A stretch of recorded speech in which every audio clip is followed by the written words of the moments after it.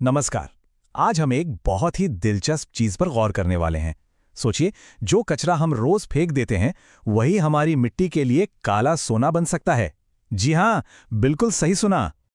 अब ये सवाल थोड़ा अजीब लग सकता है ना कि कचरा खजाना कैसे बन सकता है। पर सोचिए, अगर हम इसे एक प्रॉब्लम की तरह देखने के बजाय एक रिसोर्स के तौर पे देखें तो चलिए इसी की गहराई में चलते हैं। तो चलिए शुरू करते हैं। सबसे पहले ये समझना जरूरी है कि आखिर कंपोस्टिंग इतनी खास चीज है क्यों? क्यों इसकी इतनी बात होती है? तो कंपोस्ट है क्या चीज? बहुत ही आसान शब्दों में, ये पौधों और खाने के बचे खुचे हिस्सों जैसे ऑर्गेनिक मटेरियल का गला हुआ मिक्सचर है। समझ लीजिए ये मिट्टी के लिए सुपर फूड है जो उसमें नई जान डाल देता है। अब देखिए, यहाँ एक बहुत बड़ा फर्क सामने आता है। एक तरफ है केमिकल फर्टिलाइजर्स जो पौधों को तुरंत एनर्जी देते हैं, लेकिन दूसरी तरफ है कंपोस्ट जो सिर्फ पौधों को नहीं बल्कि पूरी मिट्टी को सेहतमंद बनाता है, उसका स्ट्रक्चर ठीक करता है, पानी रोकने की ताकत बढ़ाता है।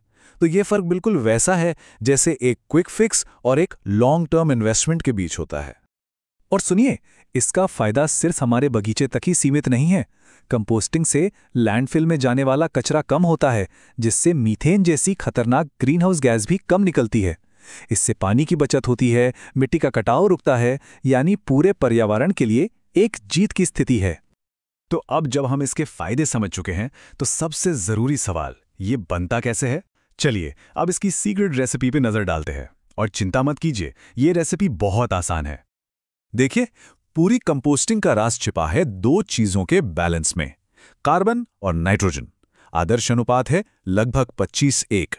अब ये नंबर थोड़ा टेक्निकल लग सकता है, तो इसे याद रखने का सबसे आसान तरीका है भूरा सामान और हरा सामान। मोटे तौर पर हमें 2/3 हिस्सा भूरे सामान का चाहिए। तो ये भूरा और हरा आखिर है क्या? भूरा मतलब सूखी चीजें, जैसे सूखी पत्तियां, टहनियां या फिर कार्डबोर्ड। ये कार्बन देते हैं जो एनर्जी का काम करता है। और हरा मतलब गीली चीजें, जैसे घास, सब्जियों के छिलके। इनसे मिलता है नाइट्रोजन जो ग्रोथ के लिए जरूरी है। लेकिन ठहरिए, ये जादू अपने आप नहीं होता। इस काम को अंजाम देती है एक पूरी डीकंपोजर आर्मी। जी हाँ, इसमें लाखों करोड़ों छोटे छोटे जीव हैं, जैसे बैक्टीरिया, फंगी और थोड़े बड़े सिपाही जैसे केचुए और बीटल्स। असली हीरो तो यही हैं जो इस कचरे के ढेर को सोने में बदल देते हैं। ये पूरा प्रोसेस 4 मेन स्टेजेस से गुजरता है।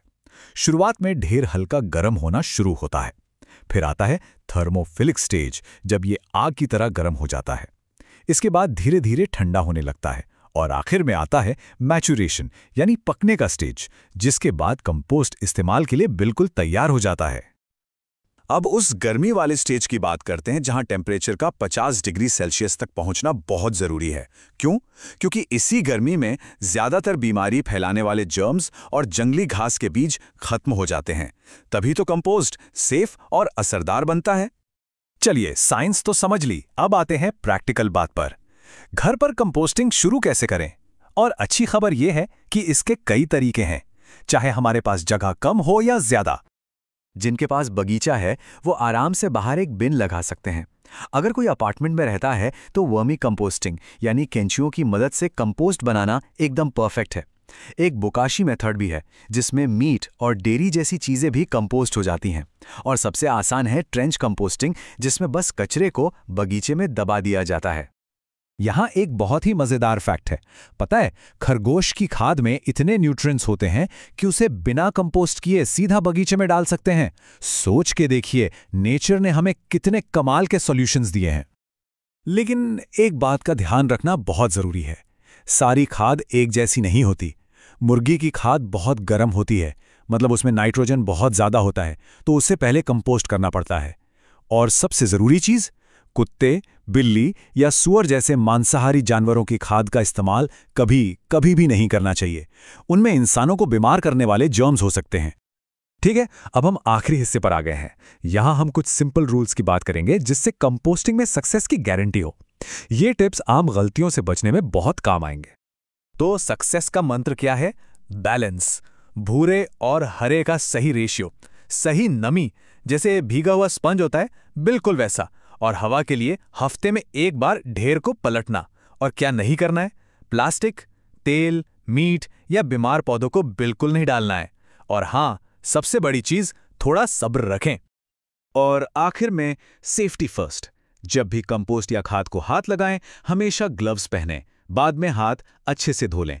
और जैसा हमने पहले कहा, कुत्ते बिल्ली जैसे जानवरों की खाद से दूर रहें। ये पक्का करना कि हमारा कंपोस्ट का ढेर ठीक से गर्म हो, हमें और हमारे बगीचे दोनों को सुरक्षित रखता है। तो कचरे से खजाना बनाने का रास्ता तो हमने देख लिया। अब सवाल ये उठता है कि इस जानकारी के साथ अपने मिट्टी को एक नई जिंदगी देने के लिए अगला कदम क्या उठाया जा सकता है।